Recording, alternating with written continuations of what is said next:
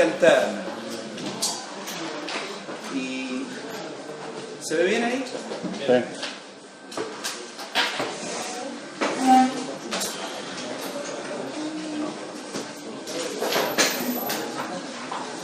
La corriente alterna es la corriente más utilizada en las aplicaciones industriales y también domiciliarias.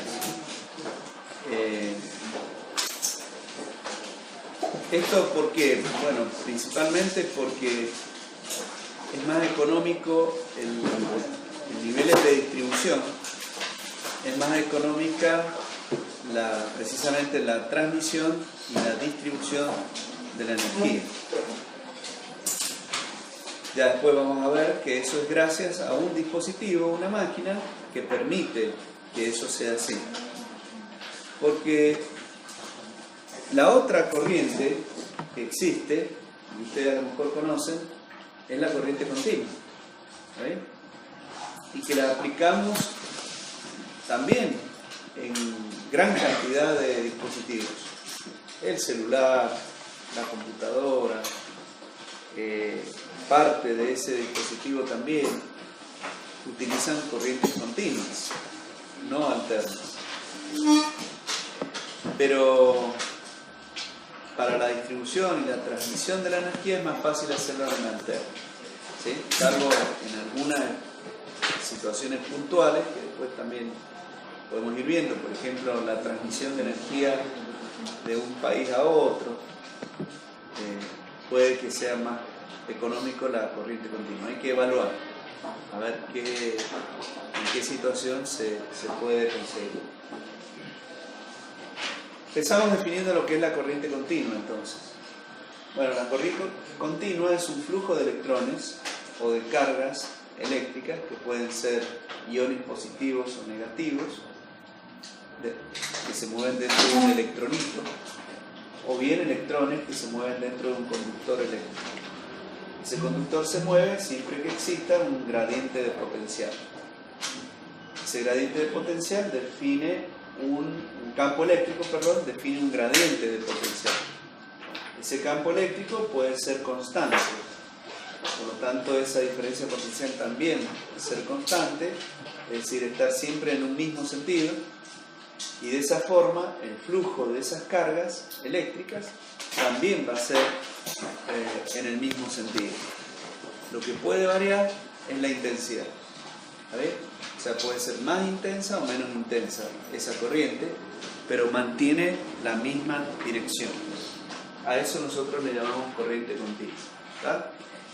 Y acá existe un concepto que es bueno que lo remarque y que ustedes lo incorporen. No es lo mismo hablar de corriente eléctrica que de intensidad de la corriente. Son dos cosas distintas. Cuando yo hablo de la intensidad de la corriente, estoy hablando de la corriente, pero estoy hablando de cuán intensa o cuán más o menos intensa es la corriente. ¿Y a qué se refiere? Y se refiere a la cantidad, precisamente, de las cargas que atraviesan una superficie en un determinado tiempo t. ¿Sí? Ese es el delta Q sobre delta T, que es como se define la intensidad de la corriente. La variación de las cargas en el tiempo, a través de una sección determinada, como esa que está allí. La distancia que recorren esas cargas, X, se determina como la velocidad que llevan las cargas multiplicado por ese tiempo t que transcurre entre una sección y otra. La cantidad de electrones o cargas que atraviesan esa superficie en la unidad de tiempo es lo que define la intensidad de la corriente. Si esas cargas en esa unidad de tiempo son mucho más altas, entonces la intensidad de la corriente va a ser más alta. ¿Tá? ¿Se entiende la diferencia de concepto? Entonces, mientras el gradiente de potencial se mantenga invariable, por lo tanto la diferencia de potencial que se cree también permanezcan invariables, bueno, el flujo de cargas va a tener siempre el mismo sentido, lo que no significa que la intensidad sea siempre igual. La intensidad puede variar, pero el flujo de cargas va a ser siempre en el mismo sentido. A eso nosotros le llamamos corriente continua.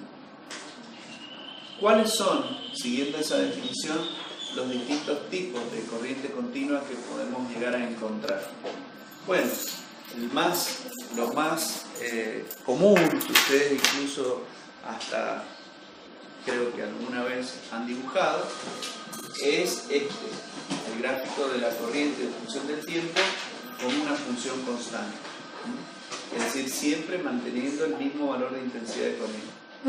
Bueno, esa representación es una representación ideal, ¿verdad? No siempre la vamos a poder obtener así, la corriente continua tan pura. Puede haber una corriente continua como esta, ¿no? Que sea pulsante y que tenga un periodo, ¿sí? Que tenga un periodo, es decir, un periodo de repitencia. Esa forma de onda se repite periodo a periodo. Ese periodo se simboliza con la letra T, mayúscula. También podemos tener una corriente continua con un tren de pulsos. Eso sería un tren de pulsos. Ese tren de pulsos mantiene siempre la misma dirección. ¿Cómo nos damos cuenta? Tanto en este caso como en este, el tren de pulsos siempre se mantiene en la misma dirección. ¿Cómo sabemos? Y porque siempre es positivo. ¿Se dan cuenta? No hay cambios. No pasa para el eje de las abscisas hacia abajo. Siempre se mantiene el eje de abscisas hacia arriba. Y otro tipo de onda, también de corriente continua, es esta que tenemos acá, que es una onda que está amortiguada, decreciente. Bueno, también pueden existir ondas de corriente continua como las que se usan en electrónica, que son las ondas cuadradas. Ya enseguida les voy a mostrar. Una onda cuadrada, por ejemplo, así. Esa es una onda cuadrada. Esta onda, así, de este tipo, es muy importante en la electrónica digital. ¿Por qué? Porque los estados bajos se representan con un 0 y los estados altos se representan con un 1. O bien, el estado bajo como low y el estado alto como high. Esos dos estados, ceros y 1, dan lugar a la lógica binaria, ¿sí? Con la que se maneja los circuitos digitales. Así trabajan, con 0 y 1, con dos estados, con tensión o sin tensión. Ahí tienen una aplicación.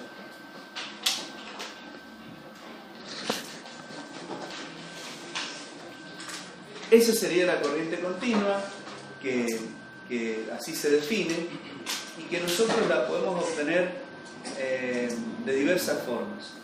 Usted me había preguntado dónde estaba. Sí, y te mandé allá y yo fui allá. Y de allá, no, estaba Iriarte. Y de allá electrónica, no electrotec. Disculpame, ¿no? ¿Y cómo lo diste con nosotros? No, justo lo encontré ahí. El profesor está allá. Bueno, la corriente continua se puede obtener de diversas formas. Una forma es a través de un proceso electrolítico, como se hace, por ejemplo, en las baterías. En las baterías de un automóvil, ¿no? Donde tenemos un electrolito, dos placas, y el electrolito que sirve de elemento conductor, y las cargas que se mueven de una placa hacia la otra. Eso por dentro del circuito. Y por fuera tenemos la unión galvánica que nosotros generamos mediante conductores para alimentar un determinado elemento, pues una lámpara. Por arriba se cierra el circuito. Esa es una forma. La otra forma es, por ejemplo, a través de una rectificación de una corriente alterna. Ahí, en estos momentos, lo que se usan son los elementos de estado sólido, los semiconductores, los diodos, que permiten, a partir de una corriente alterna, obtener una corriente continua. Eso lo hacen las fuentes. Nosotros usamos para el cargador del celular. Las fuentes conmutadas, como esas que usamos para las computadoras.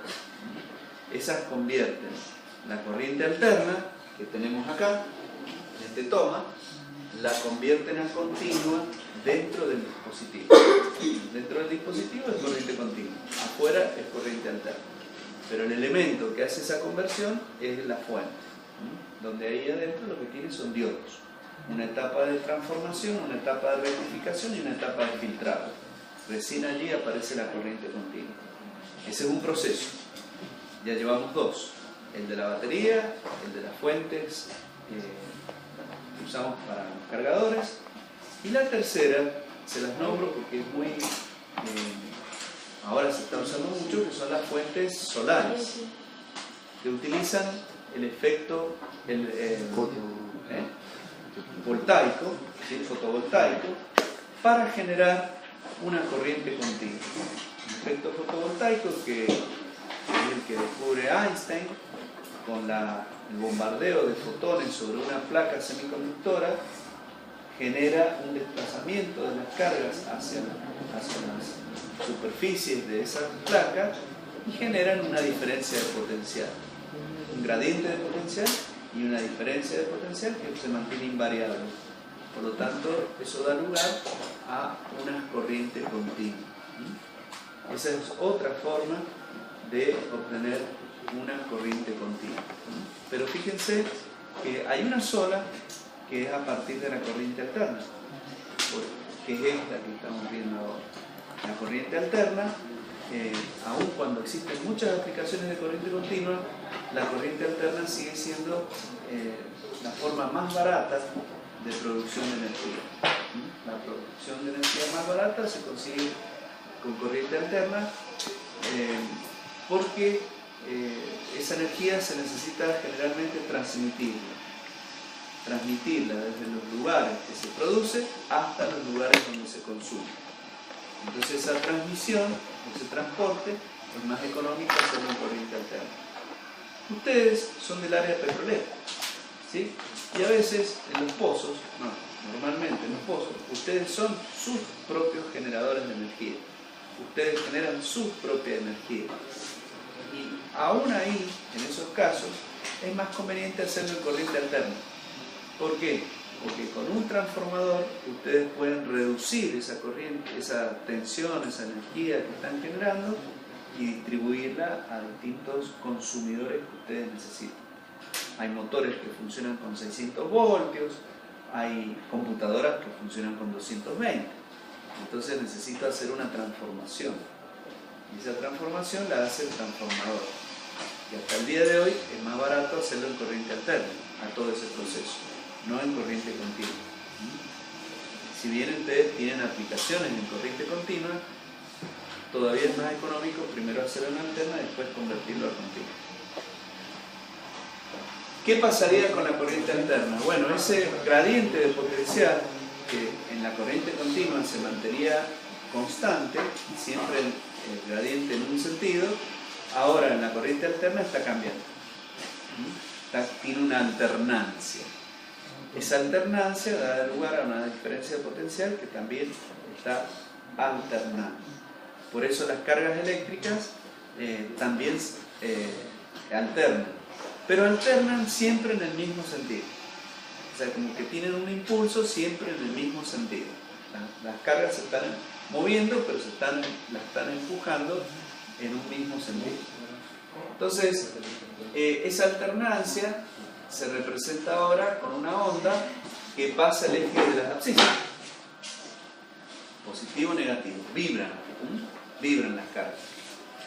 Y puede darse que la intensidad también varíe, como en este caso, pero que esa alternancia tenga un periodo, o sea, se repita cada cierto intervalo de tiempo. Eso da lugar a un periodo y, por supuesto, la mitad de ese periodo será el semiperiodo. Esa onda es una onda cualquiera, ¿verdad? Una onda periódica, pero de cualquier forma. En cambio acá tienen una onda de corriente alterna, que es periódica, pero que tiene una forma definida. Es una onda cuadrada, como esta que dibujé yo. Pero alterna. Esta era continua, esa es alterna. Esta otra es una onda triangular. Esa onda triangular está dibujada como completa, digamos, como una alterna completa con su periodo, pero en la aplicación tecnológica generalmente no se toma toda la onda, sino la primera parte. La primera parte es esta, ¿sí? Se le llama rampa y se usa, por ejemplo, en los arrancadores suaves que se utilizan para los motores eléctricos que ustedes usan también, que arrancan con un determinado tiempo y con un determinado par, y que uno puede modificar electrónicamente. Se puede modificar la pendiente de esa curva. Modificando la pendiente de esa curva puedo hacer que el arranque sea más suave o menos suave, ¿entienden? Pero no usamos toda la onda. ¿Por qué no se usa toda la onda? Porque no tiene sentido, digamos. Técnicamente a mí me interesa nada más que la primera parte. Lo demás no me interesa la variación que cae en esa aplicación. También se usa una onda triangular y también la primera parte en el barrido interno de un osciloscopio. Es la onda triangular, es la onda con que se barre la señal que yo ingreso en un osciloscopio. La onda de barrido es una onda triangular. Esa onda o ese dispositivo, si a lo mejor alguna vez lo han visto, es un dispositivo que tiene una pantalla, ¿sí? Como un televisor y un cañón electrónico hacia atrás. En ese cañón, en el fondo, tiene un cátodo que se calienta y emite electrones. Esos electrones son dirigidos por dos placas que se llaman ánodos, que hay dos placas verticales y dos placas horizontales, con las que se hace el barrido de la señal. Esos electrones se dirigen hacia la pantalla, que es de fósforo, dejan su energía cinética en la pantalla cuando chocan, y por su inercia que tiene el ojo, visualmente, se ve una iridiscencia de un color verde o azul que dura un cierto tiempo. Como esos electrones están impactando rápidamente y se ingresa la señal que yo quiero investigar, que quiero saber cómo es, la barre, el osciloscopio la barre con una señal de este tipo y se observa la señal que yo estoy averiguando. Ese dispositivo se llama osciloscopio. Lo usan los electrónicos. ¿No se utilizan las tres ondas, las cuadradas, triangulares y las senoidales en el osciloscopio? Sí, podés usar, pero la onda, el barrido interno es la onda triangular. El barrido interno es triangular. Vos podés inyectar cualquier tipo de señal. Entonces, normalmente cuando vos inyectás una señal alterna, sinusoidal, el barrido interno te permite ver esto. ¿Está bien? O sea, lo que ustedes están viendo acá se podría llegar a ver en un osciloscopio. Si yo pongo un osciloscopio acá con su pantallita y tomo la señal de la red, convenientemente, ¿cierto? Hay que hacer un circuito para poder observarla, verían que la onda de corriente alterna que nos está llegando a este edificio tiene esta forma. Yo desearía que tuviera esa forma, pero a lo mejor nos encontramos con sorpresas. Ya vamos a ir avanzando, ¿cierto? Pero a lo mejor esta onda, que es una sinusoidal pura, es una cuestión muy ideal. ¿Por qué? Y porque si yo les pregunto a ustedes que me digan cuál es la función que describe esa onda, me van a decir, qué sé yo, ¿sí? En análisis no nos la enseñaron. ¿Está bien? Si yo les digo, ¿y esta otra?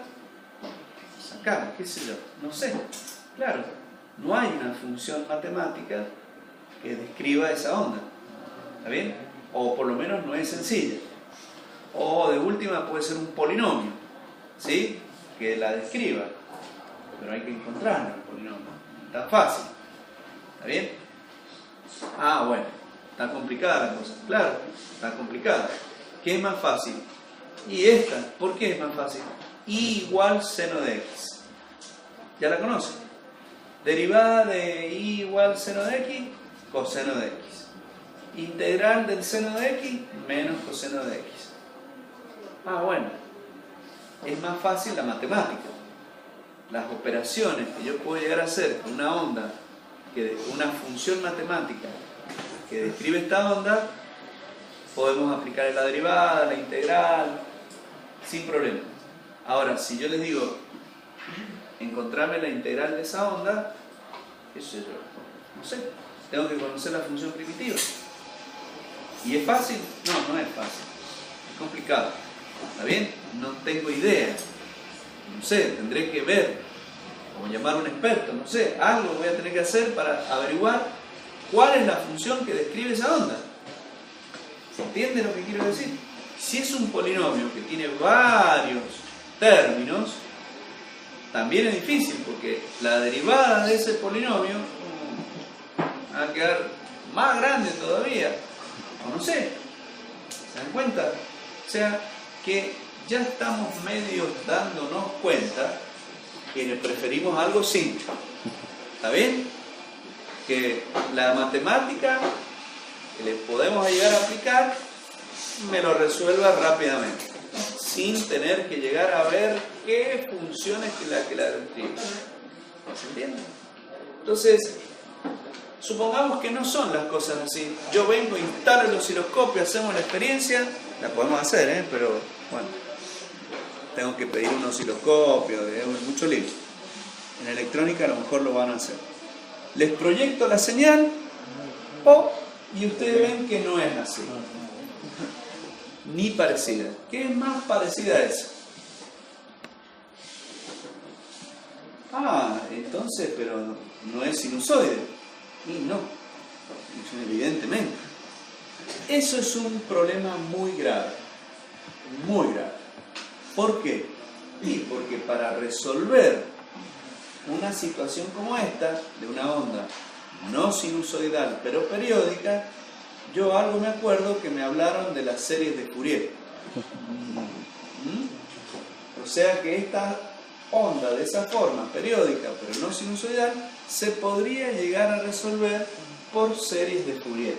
Ah, me quedo más tranquilo. Sí, te podés llegar a quedar un poquito tranquilo. Pero es una sumatoria de senos, cosenos, con frecuencias múltiplos de la frecuencia fundamental. Y una serie infinita. Ah, no era tan fácil. Claro, no es tan fácil. Y los problemas que trae como consecuencia de esto son mucho más graves de lo que nosotros pensamos.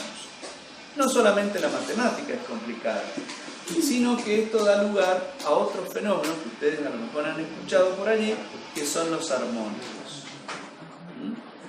Esos armónicos son lo que definen la basura de la red. Es basura. Es calidad de energía. Si yo tuviera una muy buena calidad de energía, tendría esto. Si no tengo buena calidad de energía, tengo esto. ¿Y eso trae problemas? Muchos. Muchos y graves problemas. Se nos pueden llegar a quemar equipos, se nos pueden llegar a quemar instalaciones por tener ese tipo de ondas. Y uno se puede proteger. Y sí, si ustedes van a la DETI y se meten en algunos laboratorios de análisis que hay por allí, van a ver que tienen equipamiento a lo mejor de $100.000, de $200.000. La mierda. Esos salen, sí, para hacer algunos análisis químicos se necesitan aparatos de esa característica. ¿Y si se quema? Ahí está el problema, ¿cierto? No quiero que se queme. O sea, esos equipos tienen UPS. Ya de fábrica le dicen, si usted quiere la garantía de este equipo, debe tener instalado una UPS. ¿Y qué es la UPS? Y la UPS es un dispositivo que ve estas cosas, las filtra y del otro lado me genera esto. Mucho más estable y con otros problemas que esto tiene y esto ya no tiene.